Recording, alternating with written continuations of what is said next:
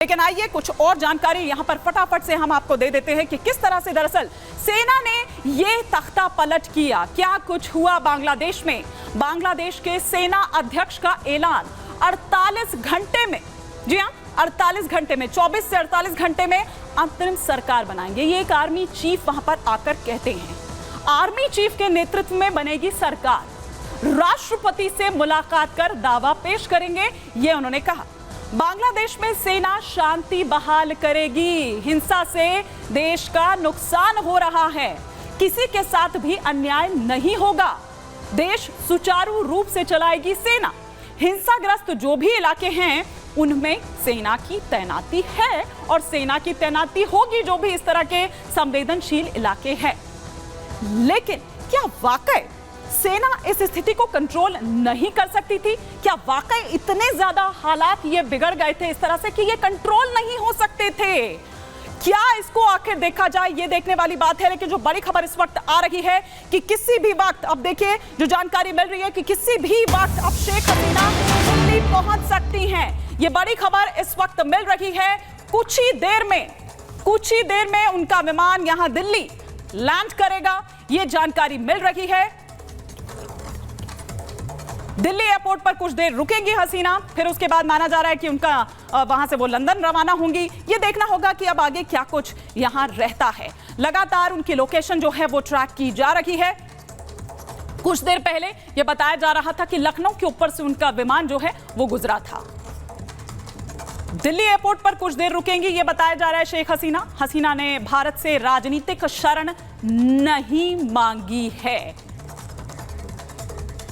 तो ये इस वक्त हम आपको यहां पर तस्वीरें उस वक्त की दिखा रहे हैं, दरअसल जब शेख हसीना ने ढाका छोड़ा था। और ये वो वक्त था जब वो भाषण रिकॉर्ड कर रही थी, लेकिन ये भाषण पूरा रिकॉर्ड नहीं हो पाया था और ये भाषण उनको बीच में ही छोड़ उन्हें जाना पड़ा ढाका को छोड़कर। अब आइए कुछ और ग्राफिक्स के जरिए हम आपको जानकारी देते हैं कि क्या कुछ हुआ पिछले कुछ दिनों में या फिर अब आगे क्या स्थिति बनती हुई यहां पर नजर आ रही है। देखिए बांग्लादेश की अगर सेना की हम यहां पर बात करें, क्योंकि अब यहां पर उसका शासन जिस तरह से दिखाई दे रहा है, जिस तरह से जो सेना अध्यक्ष हैं वो सामने आते हैं और ये कहते हैं कि हम अब वहां पर सरकार बनाएंगे, वो अंतरिम सरकार जो है वो हम अब यहां पर बनाएंगे, राष्ट्रपति से मिलकर दावा पेश करेंगे।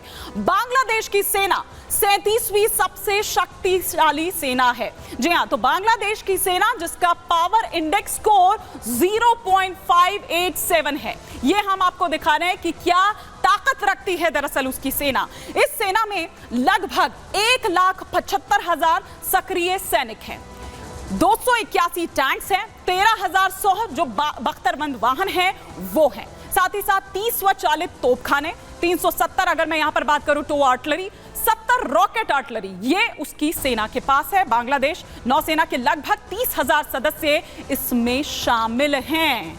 ये हम आपको जानकारी दे रहे हैं। तो इतनी ताकतवर अगर वो सेना, तो क्या वो उस स्थिति को कंट्रोल नहीं कर सकती थी? दक्षिण एशिया की तीसरी बड़ी सेना, अगर हम उसकी सेना की यहां पर बात करें, और दक्षिण एशिया में तीसरा सबसे बड़ा रक्षा बजट भी उसका है। रक्षा पर सालाना $3.8 बिलियन खर्च वो करता है अपनी सेना पर। तो ये आप ये देखिए, ये रक्षा बजट है जो हम यहां पर आपको बता रहे हैं। लेकिन कुछ और तस्वीरें जो बांग्लादेश से निकलकर सामने आई, और अभी कुछ देर पहले तक भी आप उन तस्वीरों को देख रहे थे, वो तस्वीरें हम आपको यहां पर दिखा रहे हैं कि किस तरह के हालात जो हैं वो वहां पर पैदा हो जाते हैं। ये वो तस्वीरें मैं आपको दिखा रही हूं। ये देखिए, जो भी महंगे सामान थे पीएम हाउस के भीतर, पीएम आवास के भीतर, वो सब ले जा रहे हैं। लूट मची हुई है, जिसके हाथ में जो बन पड़ रहा है, जिसको जो पसंद आ रहा है, उनको लग रहा है कि बस यहाँ पर एक प्रदर्शनी सी लगी हुई है, जिसको जो पसंद आ रहा है, और सब फ्री का माल है, सब जिसके हाथ में जो आ रहा है। ये देखिए, बर्तन भांडे सब उठाकर ले जा रहे हैं। लूट मच गई है। ये प्रधानमंत्री का घर है। आप देखिए किस तरह की स्थिति अब बांग्लादेश में हो गई है। लेकिन ये तब है जब सेना ने सब चीजें अपनी कंट्रोल में ले ली है। उसके बाद इस तरह की चीजें, इस तरह की तस्वीरें जो हैं वो सामने निकलकर आती है। क्या खुली छूट दे दी गई है?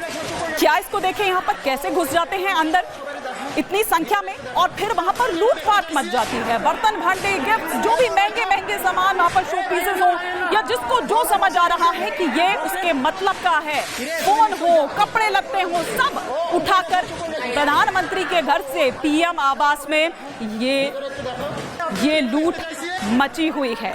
तो ये तस्वीरें हमने आपको दिखाई। अब इसके बाद हम आपको दिखाते हैं, देखिए ये शेख हसीना के पिता की जो फोटो है वो आप यहां पर देख पा रहे हैं। शेख मुजीब की जो स्टैचू वहां पर है उसको तोड़ते हुए आप देखिए कि किस तरह से जो गुस्सा है वो निकल रहा है। लेकिन पहली बार ये तख्ता पलट नहीं हुआ है, क्योंकि जब ये स्टैचू सामने आता है तो 1975 की वो याद भी आती है कि किस तरह से ये तख्ता पलट तब भी हुआ था, किस तरह से उनके बच्चों तक की हत्या कर दी गई थी और तब शरण ली गई थी यहां भारत में। और अब एक बार फिर हालांकि खबर यह भी आ रही है कि किसी तरह की कोई राजनीतिक संरक्षण की मांग शेख हसीना की तरफ से नहीं हुई है, लेकिन भारत इससे पहले भी इस तरह से ये जो पॉलिटिकल संरक्षण है वो देता रहा है। और शेख हसीना की ही अगर बात करें तो ये वही दौर था, ये वही वक्त था जब 5 साल उन्होंने यहां शरण ली थी। तो ये तस्वीरें हम आपको शेख मुजीबुर रहमान की दिखा रहे हैं, जिनकी प्रतिमा पर चढ़कर किस तरह से हथौड़े से तोड़ने की कोशिश उसे की जा रही है।